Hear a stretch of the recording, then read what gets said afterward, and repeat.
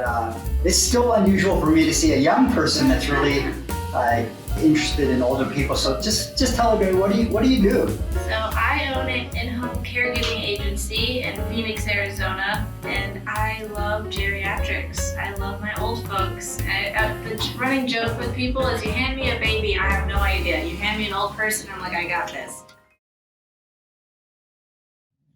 Tell me about a bad experience you've had with an older person. Anything that kind of just got on your nerves, or Sure. things like that have happened to me. Right. So you hear in the industry a lot of elder abuse, and it's always the fear of the caregiver is going to hurt the vulnerable older person. No one ever talks about caregiver abuse, though, and I think that is probably more prevalent than elder abuse is. Wow. And it's not always from the patient themselves. I mean, sure, we know if you have Alzheimer's, you can get aggressive, sundowners, whatever. A lot of times, though, it's the immediate family. So verbally abusive and just asking for them to do too much and unfair, just being unfair. And when you walk out that... The client is asking the family to do too much, or? The family's asking the caregiver to do stuff that's not what caregivers should be doing. Like, hey, can you mow the lawn?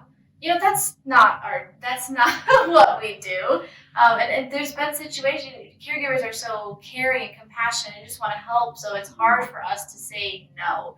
And people will cling to that and take advantage of that. And I always say, when you walk out that door and you don't feel good, really think about that, because there's probably something going on. You should not feel mentally and emotionally taken advantage of or straight abused in that regard. Well, that's a really important subject. So you're saying that some people, it gets back to what I was saying is about, hiring a caregiver and it's a good caregiver, that's like gold, and you should treat that person like gold and not take advantage, because you're shooting yourself in the foot if you do that, because that makes that person that much less interested in being there.